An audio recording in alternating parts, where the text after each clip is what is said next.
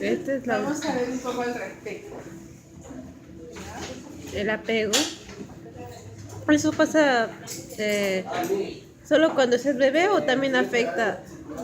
Ah, ¿Cómo? Sí, presas. Dios. Mañana en la mañana yo las llevo de Claudio, todas estas. Ya no se preocupen.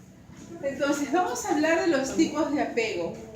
La clase pasada yo les hablé de la importancia que tenía el apego en la vida del ser humano, en el desarrollo de la personalidad y cómo esta primera relación es una relación trascendente que dura para toda la vida. Y cómo esta relación va a marcar futuras relaciones afectivas que el ser humano tenga. Por eso que es tan importante.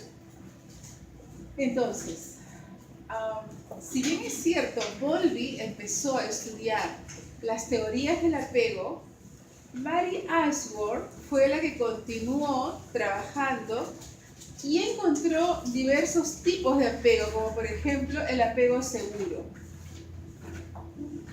¿En qué consistía esta investigación? Esta investigación consistía, por ejemplo, este salón de clase vacío, de pronto aparecía una persona, se sentaba en una silla, venía la mamá con un niño y lo dejaba al niño en esta habitación con la persona desconocida y ya se iba. En eso consiste esta investigación, por eso dice ahí, en el apego seguro sin su cuidador. O puede ser la mamá, puede ser la tía, la abuela, la persona con la que este bebé, este niño ha establecido un vínculo de apego.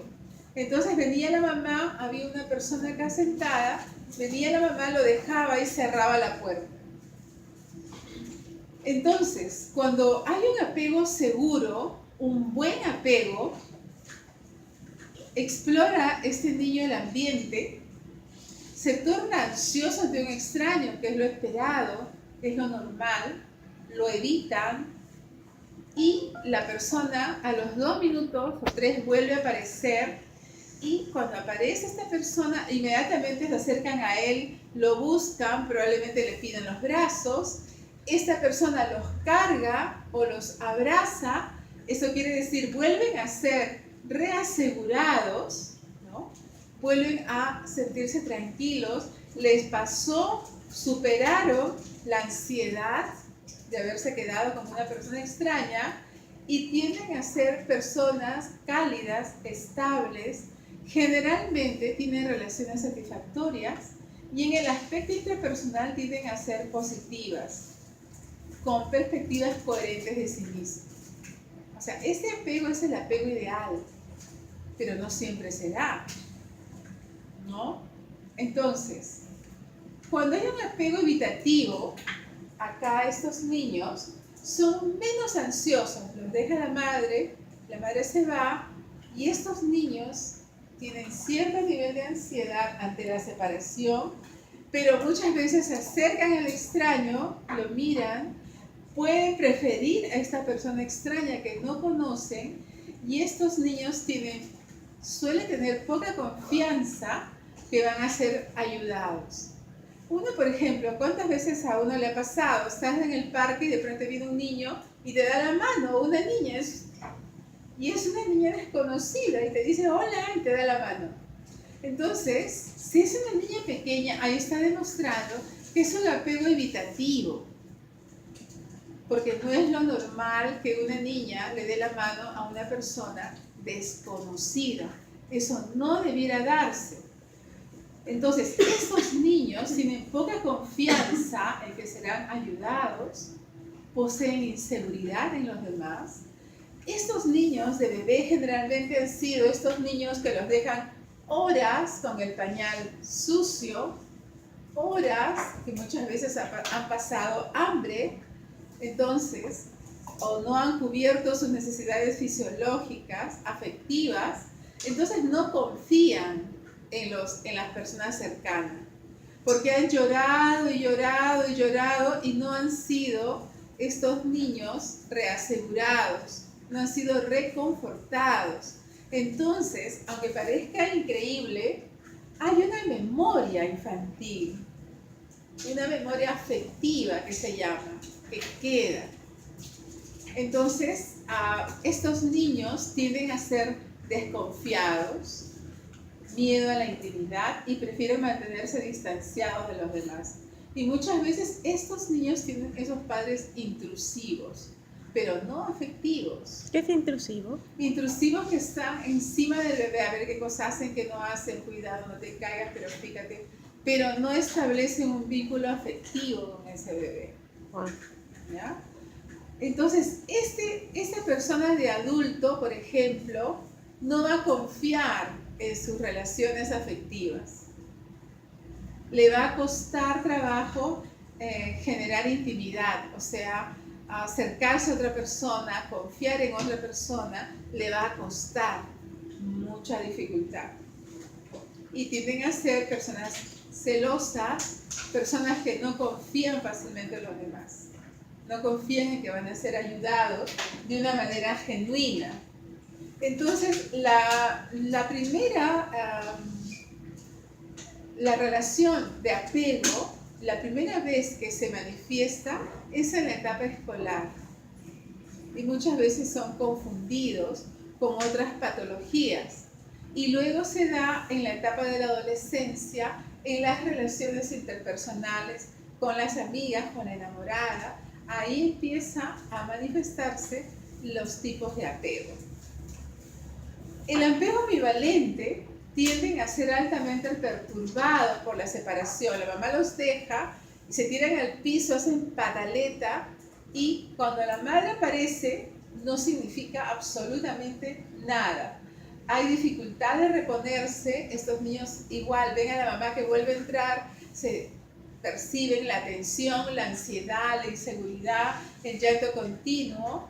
El cuidador no puede reasegurarlo, el niño presenta rabia, ansiedad. Y por ejemplo, estas mamás, ¿no? Miren ustedes con el celular y lo ven en el piso. ¡Qué rayos! O cuántas mamás, por ejemplo, Uno le pone están por lo menos su conversando por mantita. teléfono y el bebé está llorando y llorando y llorando, sobre todo si es hora de lactar, pero la mamá dice, no, ahorita.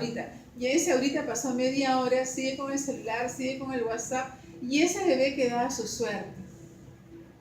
Entonces ahí se rompe el vínculo ante esta situación, porque el bebé no puede hablar, pero ese bebé siente y está manifestando disconfort en ese llanto.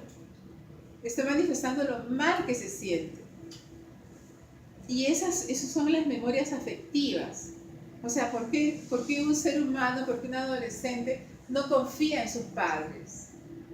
Porque probablemente hay ese tipo de recuerdos. Aunque lo hayan creado bien, esos recuerdos prevalecen casi toda la vida. Porque esto implica estrés, implica angustia, y eso hace que los niveles de cortisol se eleven. ¿Y cuál es la diferencia entre este y el otro? ¿Cuál? Este y el otro en el que supuestamente, ¿por qué buscaba un extraño si supuestamente también desconfía del resto? ¿En el evitativo? Ajá. No, pero en el evitativo no es tan crítica como esta situación, ¿no? Porque en el anterior, estos niños tienen poca confianza, pero estos de acá, estos niños no confían y tienen rabia y ansiedad.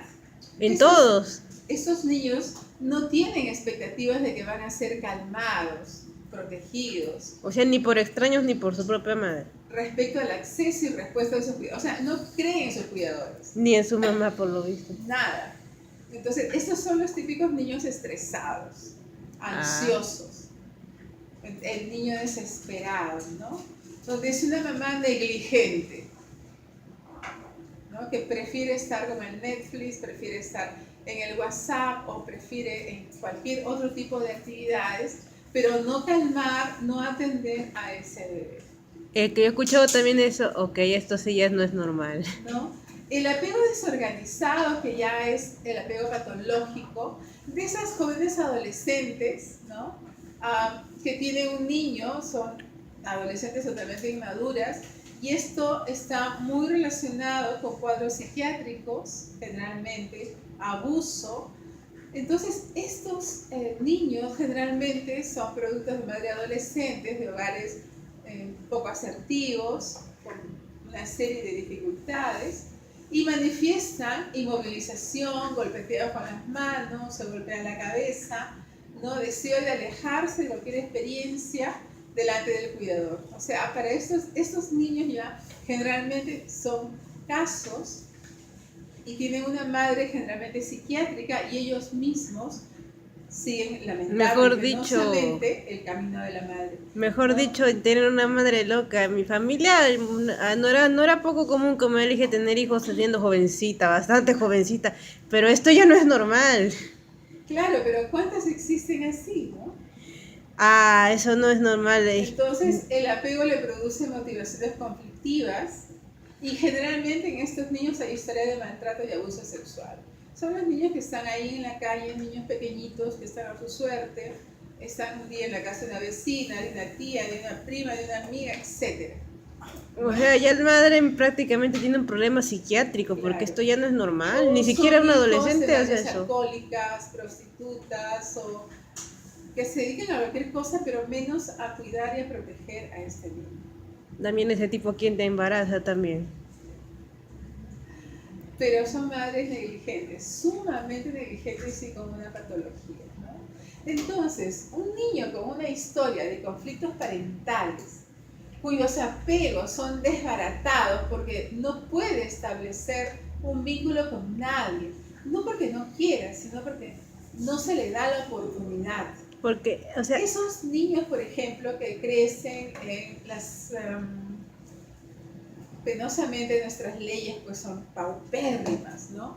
Esos niños que los encuentran en estado de abandono y van al INAVIF o van a diferentes casas y se pasan 7 años de su vida esperando que alguien los adopte, cuando hay una lista enorme que quiere adoptar bebés, pero las leyes en nuestro país son, pero de lo demás, pésimas.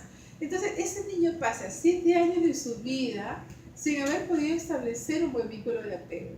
aunque los cuidadores hagan lo posible. Es que es muy difícil en una institución como INAVIF que una persona pueda establecer un vínculo con un bebé. Es difícil. O sea, tú puedes Por eso tener que al niño para adoptar, pero no te dejan verlo hasta que sea el día o algo así.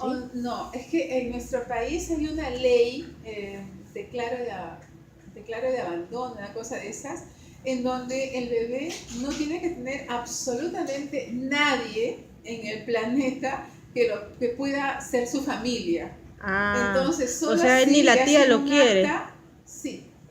¿Qué pasa, por ejemplo, cuando las personas adoptan niños y estos, cuando crecen, terminan matando a los padres adoptivos? ¿Será que no lo criaron bien? ¿Por consecuencia de la falta de apego o por genética o algo así? Ya, muy buena tu pregunta.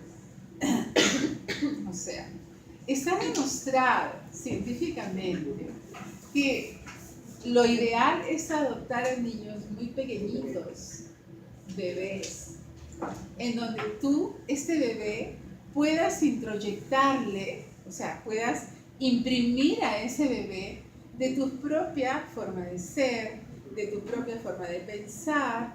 O sea, ese niño, tú lo educas, lo crías como si fuera tu bebé, pero ese bebé no tiene experiencias anteriores. Máximo primaria. No, estamos hablando de bebés. Entonces, pero si se adopta un niño de 7 años penosamente, ese niño trae experiencias previas. Y no nos olvidemos que hay una herencia, hay un código genético que no sabemos ese niño que puede traer. Entonces, la adopción, cuando sea de menor edad, de menor tiempo, tienes el privilegio, tienes la oportunidad de poder imprimir a ese bebé con las experiencias que tú les vas a dar. Pero cuando adoptas un niño de 7 años, ese niño ya tiene experiencias previas. Y generalmente, penosamente, las experiencias previas que hay en esas instituciones, en esas casas hogar, no son buenas. Porque La investigación que les conté de René Spitz, el psicoanalista, hay una gran diferencia entre las personas que le ponen el plato al niño para que coma, papá, y hay una gran diferencia en la mamá que les da de comer. Y hay muchas personas que dicen, oye, apúrate, come. No, en mi caso sí fue así. ¿No? Entonces, esa persona que no ha establecido un vínculo afectivo, oye, apúrate, come, ¿no?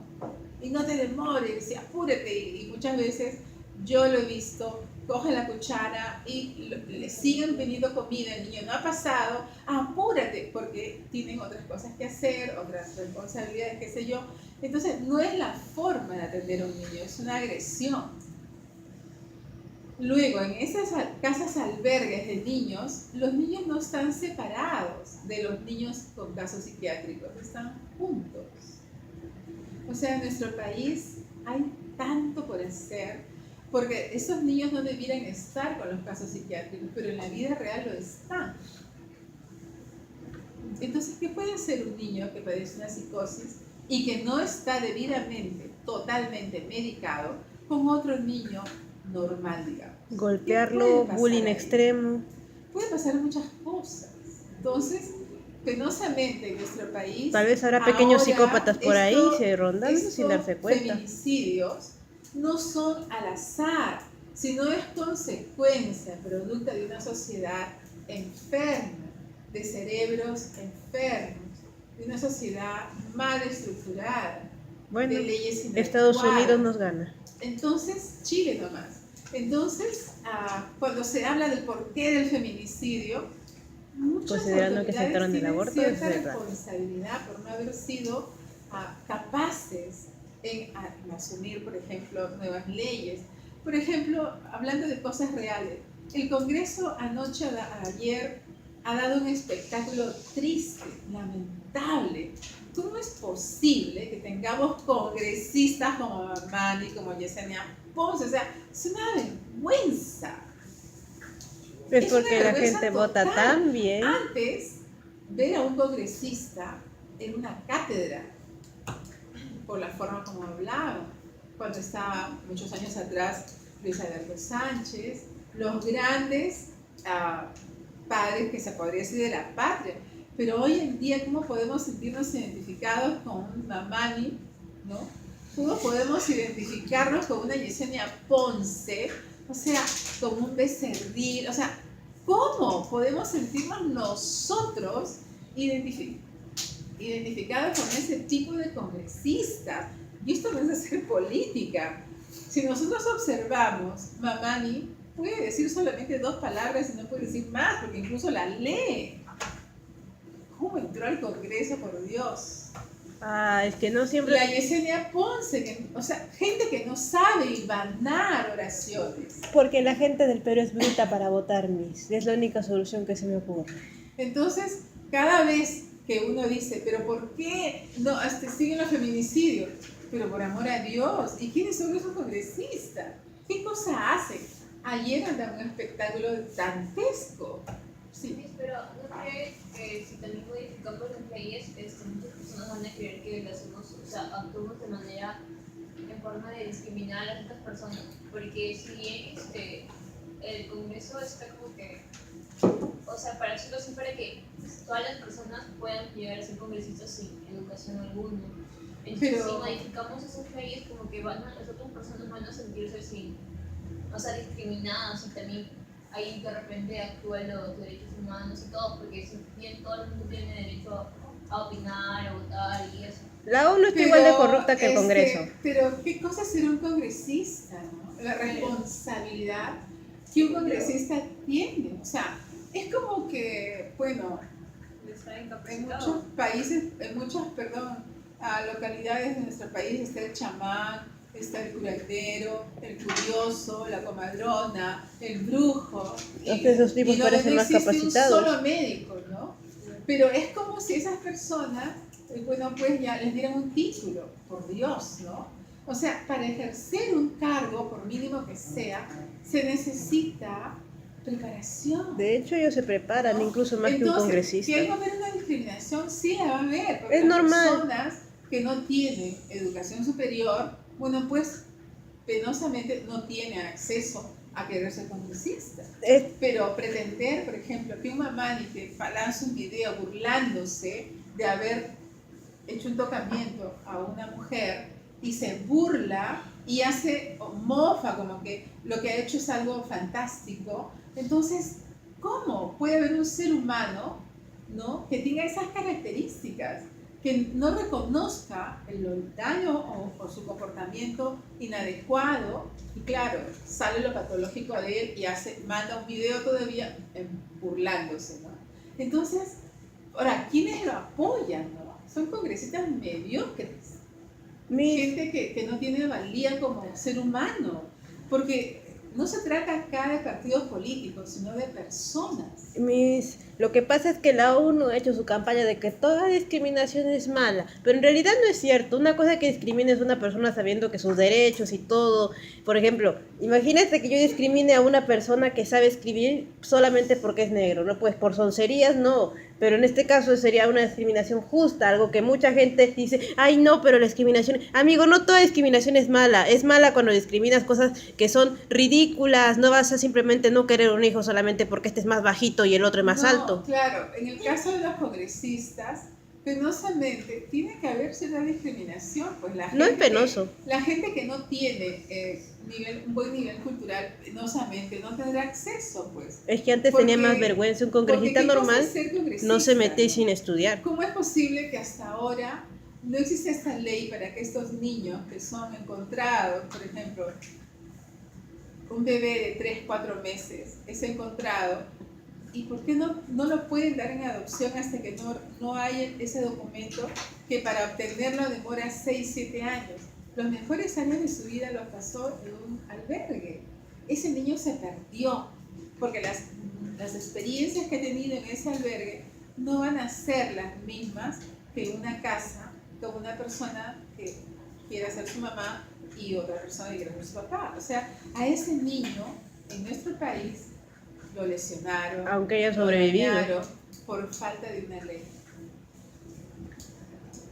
Es como el caso, y hoy en día, por ejemplo, la ciencia no está leyendo de mano con las leyes.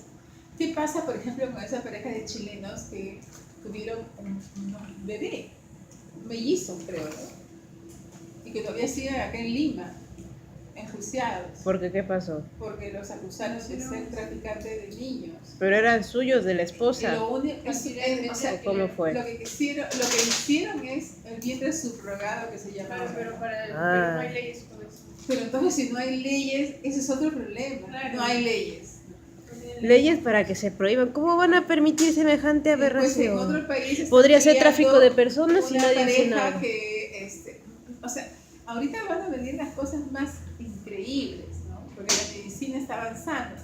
Por ejemplo, una pareja en donde guardan ella su óvulo y el espermatozoide, terminan la relación. Entonces ella quiere hacer uso de ese óvulo suyo, pero la pareja no la deja. Entonces hay una ley, hay un juicio por rescatar ese óvulo. O sea, hay cosas increíbles que se están presentando en el mundo, ¿no? De hecho, se terminó arruinando Europa, pero es una larga historia de explicar. ¿No? Porque o gente que ha tenido un bebé de un banco de espermatozoides que ahora está tan de moda, ¿no? Yo escucho muchas profesionales jóvenes decir, no, yo voy al banco a que me inseminen y tengo un hijo, ¿no? Y porque luego el niño te va a tener problemas cuando crezca. Y yo siempre me pregunto, pero no es así de fácil, porque el hijo tiene que ser resultado de una relación. Te va a reclamar el padre, eso es la verdad. Una cosa es que tú no hayas tenido, porque pasa que el papá te la culpa, se fuera y todo eso, pero si no has hecho por capricho, el niñito. Acá en la facultad de alumnos que me han dicho, doctora, yo soy producto de una inseminación. No se siente bien.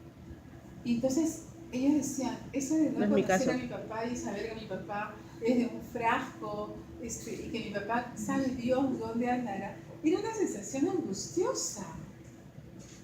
O sea, un niño tampoco debe ser producto de un capricho. El caso de un alumno me decía, yo le agradezco a mi madre que me haya dado vida, pero ¿y dónde estará mi padre?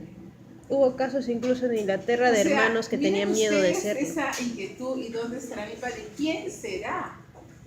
Así, eso también me preguntaba con las parejas gay, porque yo siempre decía, necesariamente a veces también tiene que haber una figura materna. Es verdad, es lo normal, o sea, mira, yo vengo de padres divorciados, pero hasta yo sé que es normal que padre y madre estén juntos. Gracias a Dios no me pasó lo que los psicólogos siempre dicen que nacen, se vuelven Pero- promiscuos, todo eso, no, porque yo tuve siquiera a mi abuelita que me educó bien. Mi familia más que nada fue un matriarcado, casi todas éramos chicas, todas éramos mujeres, pero aún así no niego, porque mi mamá sí tuvo papá, que la importancia del varón, de un varón normal, es ¿Tú has útil en una hablado casa. con gays ese tema? ¿No? ¿Con gays has hablado de ese tema? No, pero sí me dio uno de bastante curiosidad. Yo averigüé en Europa y es un desastre total. Esos niños a veces hasta se llegan de sus Porque, propios por padres. ejemplo, ¿no? Ya que todos conocemos a Ricky Martin, acaba de anunciar que tiene una niña, ¿no? Es porque ahora están chiquitos, ¿qué se van a quejar? ¿Qué se van a dar Ahora, cuenta? sería interesante saber... Cuando crezcan es la cosa, le van a reclamar. Y yo le reclamé a mi madre cuando crecí un poco por ciertas cosas. Esos niños no se van a quedar callados. Ahora, ¿qué va a pasar con esos hijos, por ejemplo, de Ricky Martin ya, que todos conocemos? Problema suyo que lo Esos acepten. niños que ya tienen 10 años, 8 años. O sea, por un lado muestran porque es famoso, su reputación, se van a mostrar sonrientes, pero tú no sabes qué es lo que pasa por dentro de su casa. Entonces, en lo real es que existe una figura materna y una figura paterna. Y el niño en el colegio son los niños crueles, porque ¿y quién es tu papá? ¿Y quién es tu mamá? ¿Y dónde está tu mamá? No O tienes simplemente mamá, no tienes papá ven. porque el niño es así. O Sí, simplemente pero- miran que los niños sí tienen Pero papá, no sí por tienen maldad, mamá. sino que por curiosidad. Y porque para ellos es normal. Por supuesto, no es por maldad. A mí no Es me por discriminaron esa por ser hija curiosidad. de padres divorciados en mi Entonces- colegio, pero sí me parecía gracioso que hubiera chicos que sí tenían su papá y su mamá siempre cerca. Ya, entonces, estos niños que les desbaratan, ¿no? A estos apegos, y me da mucha pena cuando pienso en los albergues, por ejemplo, de nuestro país, tipo INAVIF, pero hay otros que no son ni siquiera el asomo de INAVIF, sino son centros de depósito de niños, ¿no? Entonces, estos niños que han sido desbaratados, que su sentido de seguridad ha sido dañado, socavado, probablemente con frecuencia espera ser rechazado. Entonces, ¿qué le queda a estos niños? Les queda la resiliencia, lo que se llama resiliencia, ¿no? Del momento o de la situación más penosa, más triste, sacar lo que es rescatable. Por ejemplo, si le pongo de ejemplo a este futbolista, perdón, a este boxeador peruano de los barracones, Maicelo. ¿Maicelo es? Ya. ¿Por qué Maicelo ha llegado relativamente ha tenido triunfos, es un hombre que se puede ser exitoso, viviendo en los barracones? ¿Por qué? ¿Qué pasó? Porque su abuelita lo mantenía bien. ¿Por qué? ¿Sabes? Hombre, por la vida que llevó, ¿no? También, porque en pleno salón de las mejores tampoco es una que digamos aquí. Por eso, ¿por qué él no siguió el rumbo de los chicos Porque que lo depende de cada uno si quiere superarse o no. Tuvo menos. Muy bien. Y valores de parte de su abuelita, él le dijo. Claro, su abuela lo crió. O sea, no es imposible, pero no quiere decir que sean siempre así. Él tuvo la suerte, igual que yo. Porque él no decidió ser como los demás, que hubiera sido el líder, ¿no? Entonces, pero él no. Él quiso ser diferente, pero ¿por qué? Porque había una persona que le decía, tú tienes que hacer otra Le daba cosa, valor. tienes que ser diferente, tú tienes que ser único. Entonces, Su abuela, toda una leona, toda una leona. entonces, ¿cuántas veces lo que hizo la abuela no solamente es el buen apego, sino es resiliencia? Hizo resiliencia. Resiliencia es encontrar una figura significativa en tu vida que te puede orientar en ese momento preciso, en ese momento oportuno. Esa es resiliencia dentro de la situación difícil, crítica, encontrar una esperanza a través de una imagen, una figura que te signifique un modelo. Entonces, este niño con estas características puede rechazar la ayuda porque no confía en nadie. O sea, eso es peor, está peor. Estos niños no confían en que van a ser aliviados, en que van a tener un soporte emocional. Y si han sufrido abusos es Sienten que peor. no pueden buscar consuelo en su cuidador. Si no pudiste confiar en tu mamá, en tu papá, en las figuras que supuestamente te amaban, entonces ¿en quién? El adolescente, por ejemplo, en casos de adolescente, cuando el adolescente dice, sí, pero mi mamá y mi papá no me criaron, ellos trabajaban todo el día y me dejaban al cuidado de la abuela, de la tía, entonces yo quiero a mi abuela más que mi mamá y más que mi papá. Porque eso es una realidad. Es el costo cuando los padres muchas veces quieren obtener cosas, una casa más grande, un nuevo auto, O solo mantener a la familia. cosas a los hijos. Entonces, en cierta medida los pierde. Porque el niño y el adolescente se acuerda quién lo crió, quién estuvo con él en sus primeros pasos en el jardín, quién lo consolaba, quién estuvo con él. Y ya muchas veces no fue la mamá ni fue el papá. Entonces ahí vienen los problemas. Pero todo tiene solución, absolutamente todo. Alan Shore es un estudioso de la teoría del apego. Él dice que la teoría del apego es también una teoría de la regulación.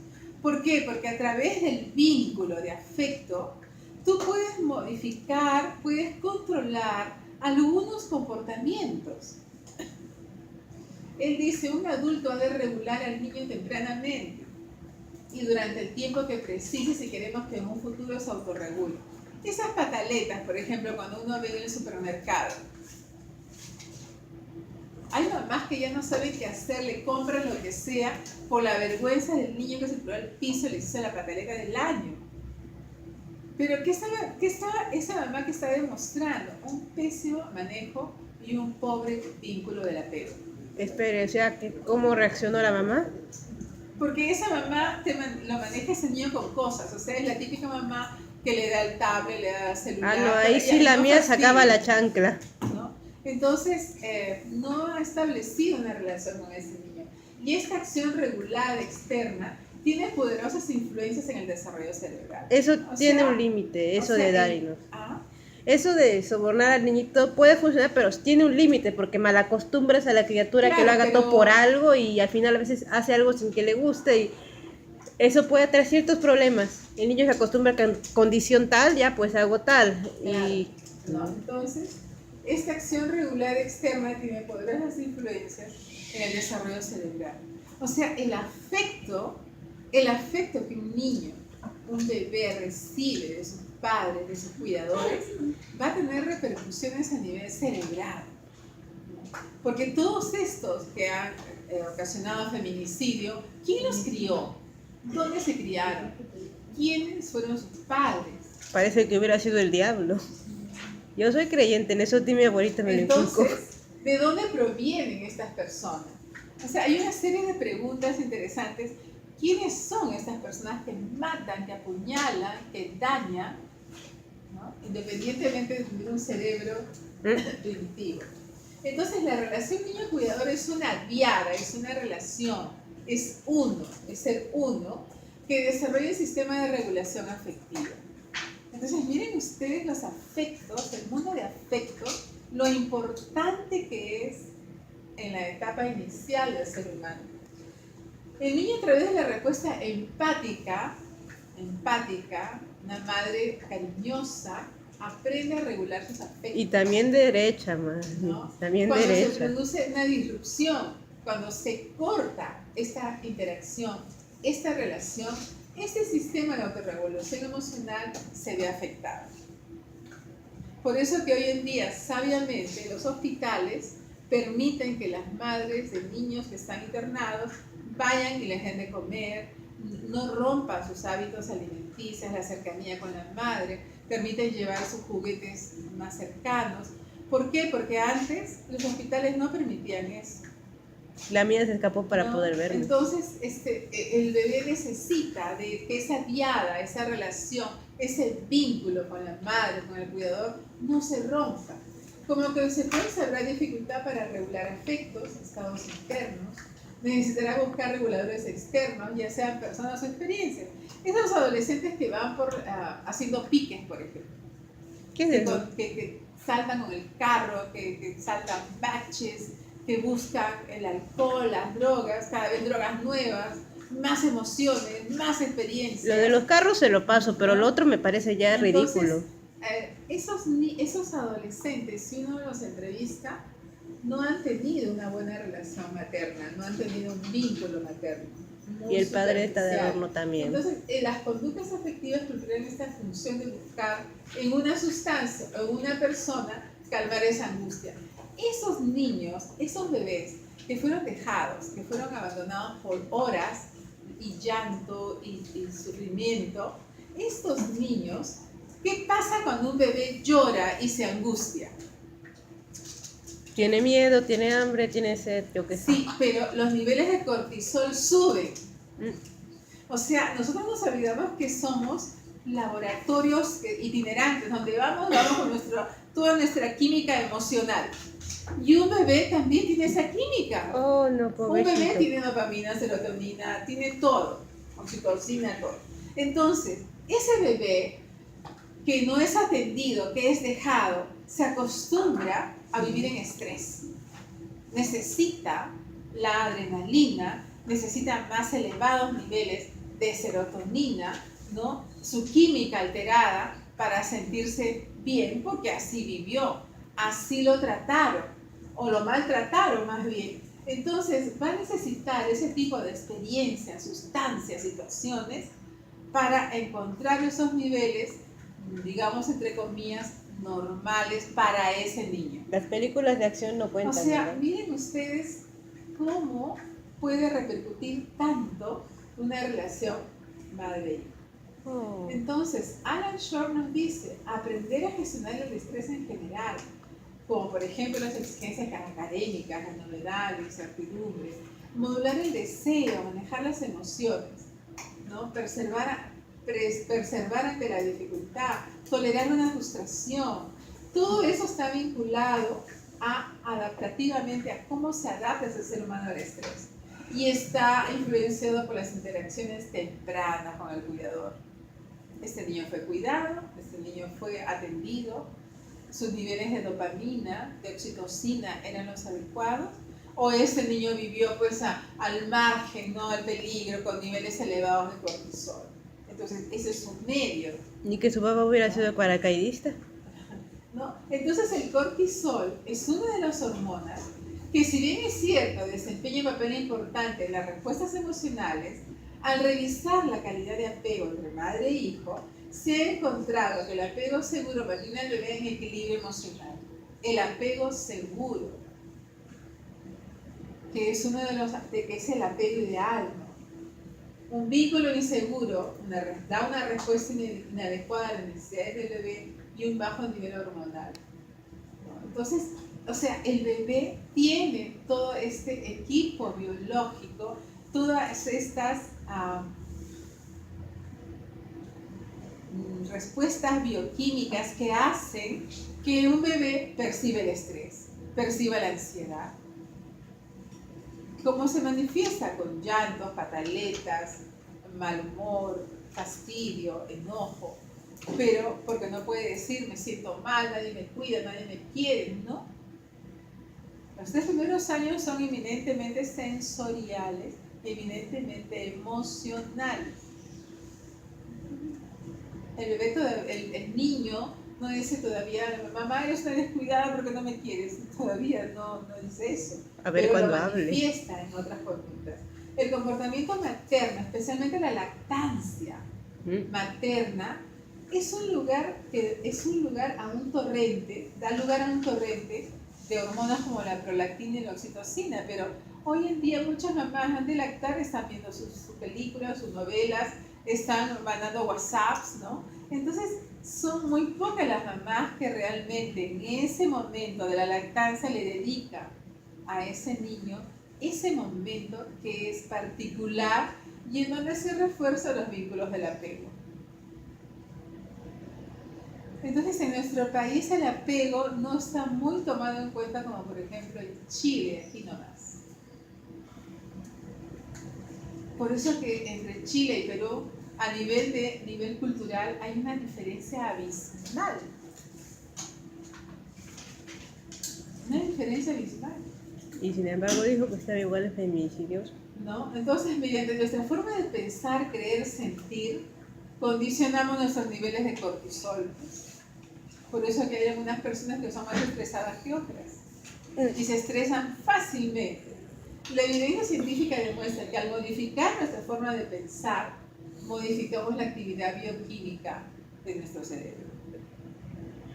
Si estamos siempre pensando en negativo, en que nos va a ir mal, en que de repente no apruebo, de repente por curso estoy estudiando verano, o me voy a cansar, o para qué me inscribí, o mejor me dediqué a las vacaciones, esos son pensamientos negativos que van a alterar toda la bioquímica cerebral. Simple. Por eso que el ser humano, cuando elige una pareja, un enamorado, así que dura 3 meses, un mes, debes elegir una persona adecuada, lo más equilibrada posible. Porque si no te va a dañar, porque vas a tener pensamiento. ¿Y dónde estará? Y yo le he visto con una chica y no me llama celular y no me mandó un WhatsApp. Ajá, o sea, es que está ocupado, estamos de vacaciones. Y empiezan las elucubraciones y empiezan tus niveles de cortisol a subir, empieza tu dopamina a bajar, o sea, empieza toda tu química a alterarse. Somos eso. Y el ser humano se olvida de que somos laboratorios itinerantes. Nuestras emociones nos juegan muchas veces malos papeles por nuestros pensamientos. Por eso, ¿cuál es la disciplina que controla los pensamientos? El yoga, la meditación. La meditación te controla los pensamientos. No pensar más de lo debido. La oración también funciona. No interpretar. Ah, no me miró. Ah, seguro que está molesto. Seguro que yo le dije tal cosa. Empiezas a repasar qué le dijiste, qué no le dijiste. Y de repente no se dio cuenta y no te miró y pasó de largo. Pero ya te creaste toda una novela, ¿no? Mejor te vuelves No, escritor. entonces si el enamorado no te llamó a tal hora o no te fue a recoger y se le pasó la hora, tú estás intentando, no, pero seguramente que yo me di cuenta que lo miró, que me llamó. O sea, es toda una loca imaginación. Entonces, el hemisferio derecho es predominante durante los 3 primeros años de vida. Y eso también es dependiente de la experiencia de apego. O sea, los 3 primeros años de nuestra vida son basados en el afecto. En dar besitos, abracitos, en sentirnos bien, en que nos amen, nos den besos, nos hablen bonito, ¿no? Toda esta relación de apego temprano, para que las redes neuronales se desarrollen eficientemente. O sea, miren ustedes cómo nuestras primeras lecciones de amor a nivel de primera infancia tienen repercusiones cerebrales. Entonces acá los congresistas se siguen preguntando por qué estamos en este vínculo de violencia. ¿Y por qué no se puede pensar que aquellos niños que fueron víctimas del terrorismo, que hoy día son ya adultos, pueden ser muchos de esos que están victimando personas? ¿Cuántos niños productos del terrorismo hoy en día son adultos? O los Debieron sobrevivientes. matar a sus padres, debieron degollar a su madre. ¿Y dónde está esa gente? Hay un grueso que ha venido a Lima. ¿Y por qué no esas personas de repente son esas que están causando, lesionando y dañando a otras mujeres? ¿Quiénes son, por ejemplo, esos venezolanos? ¿Quiénes criaron a esas personas que han acuchillado, matado a la mamá y a los 3 hijos? ¿Quiénes son? ¿Cuál es su historia familiar? Entonces, eso marca la vida O de sea, la no van a persona. la raíz. ¿Ah?